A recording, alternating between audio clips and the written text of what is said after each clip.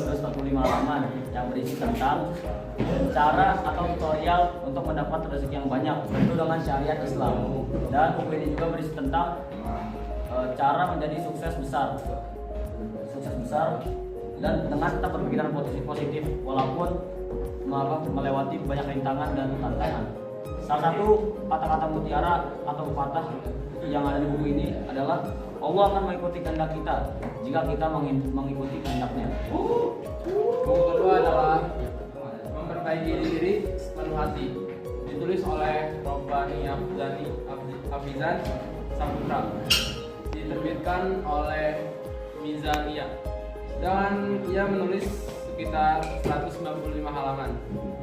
Buku ini berisi bagaimana kita ingin berubah, bangkit, dan berhijrah untuk lebih baik lagi ke depannya. Bagaimana kita untuk melakukan itu? Salah satunya adalah melakukannya dengan sepenuh hati atau ikhlas.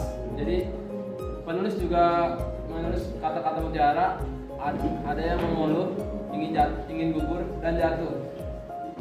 Lalu ia berkata lelah. Ada yang lelah dan tubuhnya penat, tapi ia berkata lelah. Penulisnya Yusuf Habibie, pendampingnya PT THC Manjil. Jadi Habibie ini adalah seorang presiden kita yang ketiga, dan beliau juga seorang pembuat pesawat. Jadi di dalam buku ini Habibie menceritakan awal mula bertemu Aisyah yang dia masuk sekolah di tahun lalu dan bertemu kembali saat malam takbiran. Selama 3 tahun belajar dengan ayahnya, ia berangkat dengan Makhdum Ibrahim, temannya di Padepokan Ampel Denta, yang beberapa tahun nanti akan menjadi seorang sunan, yaitu Sunan Bonang. Muhammad Al-Fatih 1553 memiliki daya tarik yang luar biasa karena kelengkapan datanya tentang semangat Muhammad Al-Fatih untuk melakukan prestasi Nobel. Sehingga menurut saya buku ini dapat memotivasi anak muda zaman sekarang akan semangat Muhammad Al-Fatih. Terus strukturnya penyajian buku ini sangat lengkap karena buku ini tidak menceritakan dari Al-Fatih lahir sampai meninggal, tapi jauh sebelum Al-Fatih lahir, berabad-abad sebelumnya, tentang perebutan kekuasaan di Konstantinopel ini, bagaimana pasukan-pasukan berusaha untuk menjatuhkan Konstantinopel. Terus bahasanya, kelugasan pilihan kata dalam buku ini mampu membuat para pembacanya seakan merasakan apa yang dirasakan oleh Al-Fatih. Ilustrasinya yang kami lihat dalam buku ini hanya menjadikan peta wilayah Utsmani, Konstantinopel dan sekitarnya. Ya, dan buku kedua dalam aspek isinya, buku ini memiliki daya tarik yang berbeda dengan gaya buku sejarah pada umumnya. Gaya penulisannya sama atau mirip dengan gaya penulisan Buya Hamka. Lengkapnya data masuk dan berkembangnya Islam di Nusantara membuat buku ini semakin layak untuk dibaca oleh para pelajar. Dalam aspek struktur, urutan pembagian bab menurut kronologis dan hubungan antar bab itu sangat baik dan terstruktur yang dapat dan yang memudahkan kita untuk menjelaskan dan memahami sejarah masuknya dan berkembangnya Islam di Nusantara.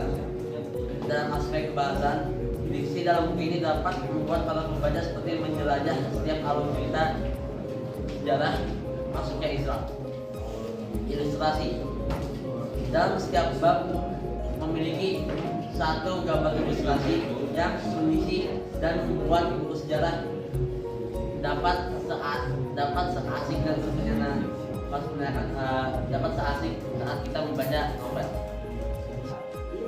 Jadi isi utama ini adalah buku ini sangat menarik dan bermanfaat terutama bagi kita yang ingin menjadi seorang wisatawan, karena subjek utama dari buku ini adalah seorang wirausahawan yang berhasil mendirikan perusahaan terbesar di dunia. Struktur dari buku ini juga sangat lengkap karena menceritakan kisah Jack Ma hingga sebelum dia menjadi siapa-siapa di dunia ini dan menjadi perusahaan terkaya di dunia ini.